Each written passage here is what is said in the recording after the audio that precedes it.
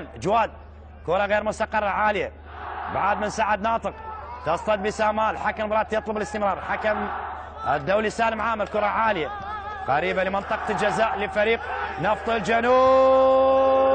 عماد جول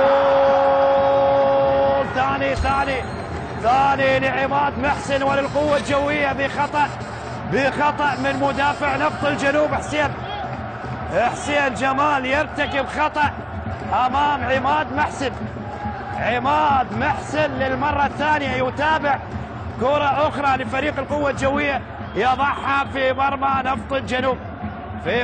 نفط الجنوب. الدقيقة 31 تشهد هدف ثاني لعماد محسن بخطأ لمدافع فريق نفط الجنوب حسين جمال. وفرحة جمهور القوة الجوية بهذا التقدم. القوة الجوية يستحق هذا التقدم نتيجة الأداء اللي قدمه من خلال بداية المباراة وحتى الآن. لاحظ الدفاع والخطأ الدفاعي من حسين جمال اللي وضع كرة لعماد محسن على طبق من ذهب اللي أسكنها في شباك حيدر رعد ليدرك هدف ثاني لفريق القوة الجوية في مرمى نفط الجنوب.